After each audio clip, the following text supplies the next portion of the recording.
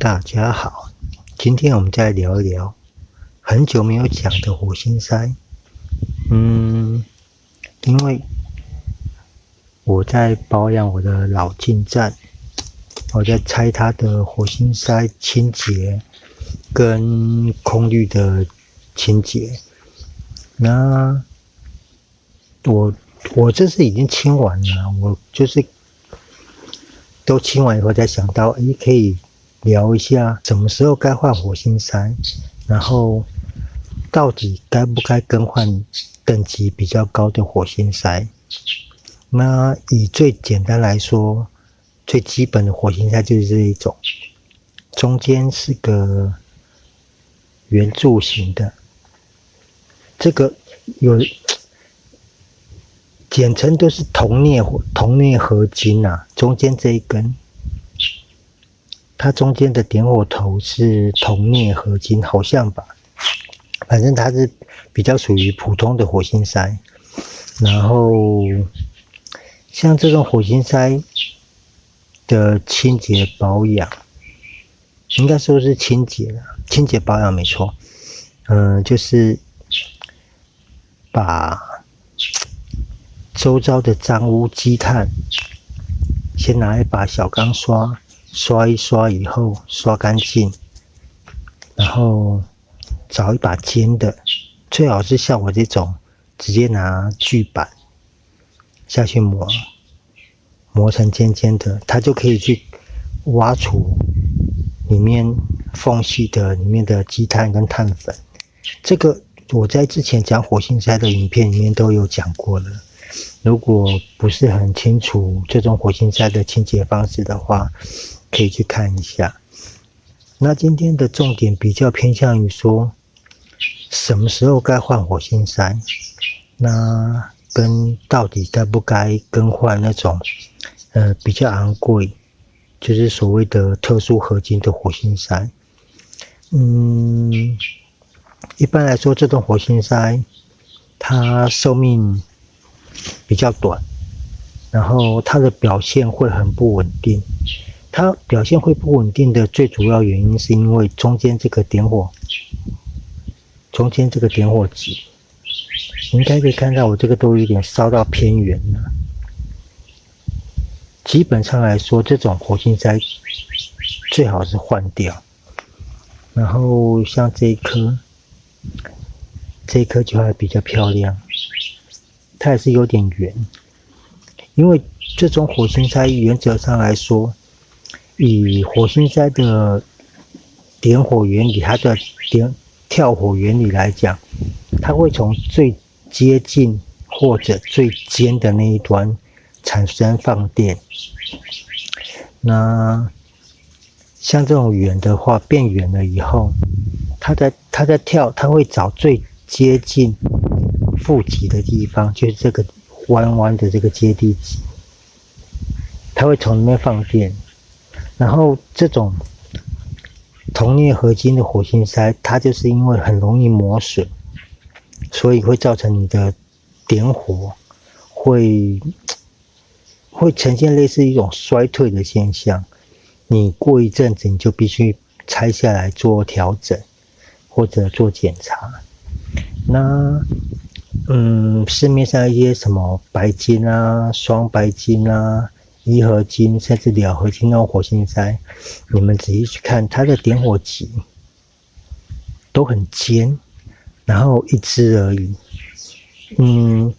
材料贵是原因之一，另外一个方面就是因为那些金属它比较耐磨损，它可以做到很尖，然后它的放电就可以很准确的去控制在它的尖的最顶端。然后它由于它的磨损率很低，就是很耐磨损，所以它那个尖的头，它可以很长时间的维持在很尖锐的状况，所以它的点火间隙不容易变动，不像这种点火点久的，它中间这个点火极会慢慢的变短，甚至变形，就会变成说你的点火间隙会越来越大，越来越大，你就会造成点火不良或者跳火不稳定的现象。以目前的车辆来说，以摩托车来讲好了，市售的速克达摩托车原厂应该都还是配这一种一般的火星塞，然后可能，但是红牌车像这个就是红牌车拆下来的红牌车它原厂也是配这种火星塞，反倒是中高规格的车辆，他们多半都已经，它至少都会配备白金的火星塞，或者更高级的。那以一般车辆使用者会接触到最多的还是这种火星塞。重点就是便宜，它就是这一颗可能几十块而已。那像白金的那种特殊金属的火星塞，可能一颗可能都要100-200、200-300、300-400都有可能。那原则上，如果经济环境许可的话，我会建议你们都更换成那种火星塞。原因是第一，可能你们不会常常的去保养它，然后所以你们变成很少会有机会去拆火星塞，可以是常常的去观察它的点火间隙对引擎的点火的效率影响。更换成那种特殊合金的火星塞，就变成你不用太费心的常去调整它，常去拆它，然后那种特殊金属的火星塞寿命也都比较长。总之就是换成那种火星塞，缺点就是贵了点，然后优点就是你的车辆的性能会比较偏向于稳定，它不会因为点火间隙的改变而造成引擎点火效率影响引擎输出的变动会比较小。然后再来就是型号的选择，像现在一般涡轮车都蛮多了，所以可能原厂配的可能都是6号或7号，像我进站装的是7号的，然后这个也是重机的，但是这一台红牌的它是8号的。原则上7号8号你看起来差别已经看不出来有太大的差别。其实这个热值就是里面这个间隙，所谓的7号8号的差别就是里面间隙的大小。你如果去看那种5号的或者8号9号以上那种你号数越小，就像5号4号要往下排列越小的话，它中间这个陶瓷体，白色的这个陶瓷体它会越大，导致这个间隙会越小，那个是热值比较高。然后反倒是像这种比较冷的火星塞，它就是这个间隙会比较大。这样讲大概懂我的意思哈。那原则上，如果你只是一般的代步用车或者是通勤用车，我会建议你们的号数，就是你把你的车的火星塞拔下来，你就升级1级就好。譬如说你原来的配的是7号，你就升级成8号就好。反而是一些可能比较常开快，或者是常常跑长途的朋友，或者比较喜欢激烈驾驶的朋友，你们可能必须要跳2号。跳2号会对火星塞它点火效率会比较稳定，然后缺点就是可能热车的时间要稍微长一点点，因为其实像火星塞它也是有它的工作温度在。然后如果有人说那我不升级，我的号数不改变，我只改变它的点火头，它的点火机的材质可不可以？这也是可以，主要还是看天候、气候啦，看气候跟你平常用车的习惯。譬如说你每天都急着上班，然后比较没有时间做适度的热车的话，那可能你就是维持原来的号数，你就维持原来的号数，然后去变更为特殊合金的火星塞，这样会比较好。但是我还是比较建议，就是说，跳一号，然后更换比较好一点的点火头材质，这样会是比较好的选择。因为原则上你号数的变更基本上不会去影响到售价。譬如说假设这一颗100块，它不会因为说5号、6号、7号、8号的差别会有售价的差异存在，反倒是会因为点火头的材质，你点火机的材质有变更，就会有差别在。白金的就是会比较便宜一点，然后1合金、2合金那个就会比较贵，反而是这样子。所以说，在 CP 值的考量之下，我会建议就是，如果你们真的有打算要更换成特殊合金的火星塞，号数不变也是可以，但是我会建议就是跳1号会比较好，因为特殊合金的火星塞，它的点火效率会比这种传统的好很多，然后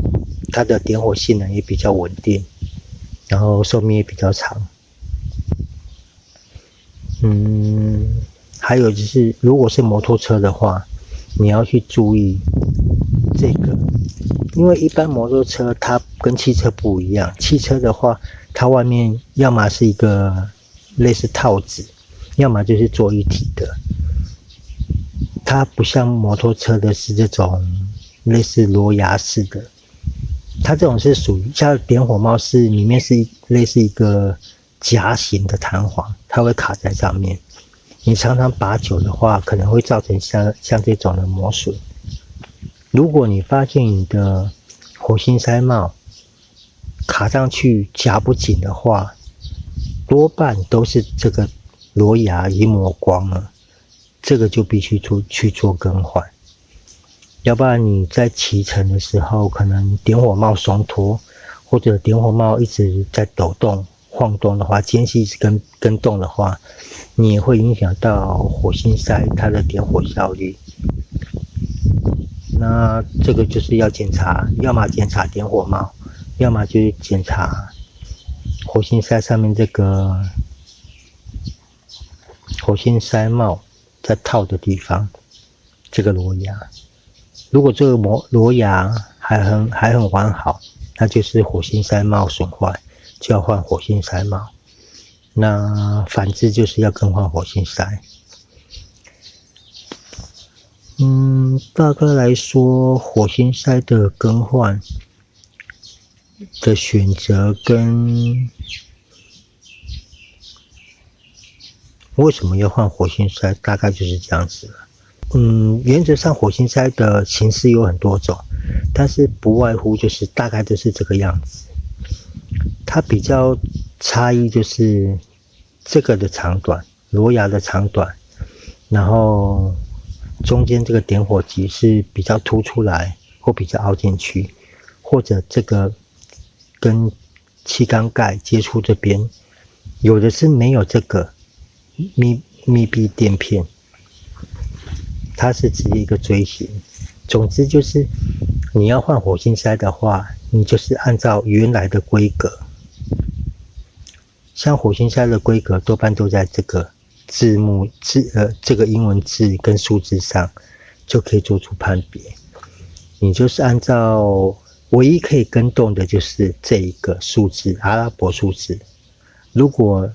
你有把握的话，就可以像我一样，像进站它原来配的火星塞，它这个电极是比较往内凹的，比较短，它没有这么凸出来。我是有测量过我的活塞，我确定活塞不会顶到它，我才更换成这种火星塞。会换成比较凸的，就是因为希望它的点火会比较处于燃烧室的正中央。但是这个不要乱改哦，这个你没有把握的话，你贸然的去改，很可能会把轻则火星塞变形坏掉，重的话就是活塞穿孔，所以这个不要乱跟动。那大概就是火星塞更换火星塞的理由跟更换上需要注意的地方，就到这边咯，谢谢各位，拜拜。